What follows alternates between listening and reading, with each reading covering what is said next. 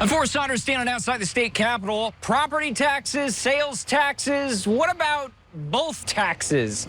Senate President has a plan that he calls an all-of-the-above approach, but not everybody is on board. Check it out. Wednesday, Senate President Ben Albritton chucked his tax cut plan in the growing pile. What he called in a memo a, quote, all-of-the-above approach, totaling about $750 million in savings. It would study how to reduce or end property taxes, potentially putting the idea on the next election ballot, renew some of the most popular sales tax holidays, and permanently cut sales tax on clothing and shoes that cost $75 or less. We're not talking about, folks that are tourists that may come in and go buy, a $300 jacket or, things like that. We've aligned this, we believe, at the $75 to where it can help the most number of Floridians. Later in the day, Albritton pushed his pitch with reporters, though he finds himself out of alignment with the state's other two big Republicans who have very different ideas. I stand by the statement I made to you the other day. We're going to figure out how to land the plane because I believe Floridians require that of us. House Speaker Danny Perez still wants a permanent slice of the sales tax rate for everything by 0.75%, saving around $5 billion.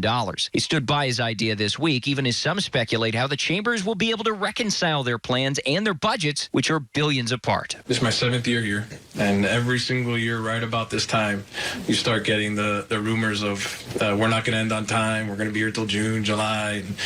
And, somehow it always ends up getting figured out, and the plane gets to land. Then there's Governor Ron DeSantis, who was asked about the ideas Thursday. He again said he'd sign a sales tax cut, but reaffirmed he wants to do property tax relief, pushing his plan to cut $5 billion with a rebate program, saving homesteaded homes about $1,000 annually.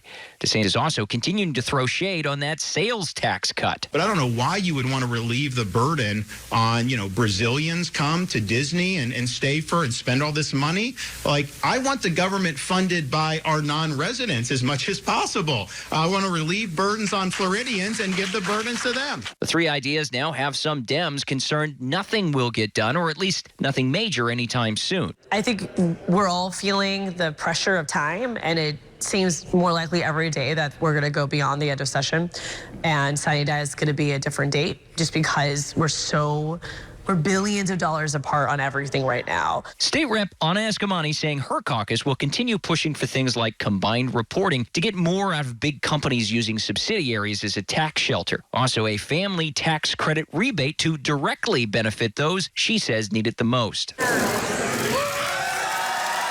But what Floridians will actually end up with when the final hankies drop remains unclear. Now, as the chambers debate which tax plan they should pass and send to Governor Ron DeSantis, the budget is going to factor big into this because the Senate wants to spend about $4.4 billion more than the House does. So they're going to have to come up with some wheeling and dealing to make both of those budget plans work. And the tax package, well, that's definitely going to be a part of it. That's the latest out here at the state capitol. I'm Forrest Saunders reporting.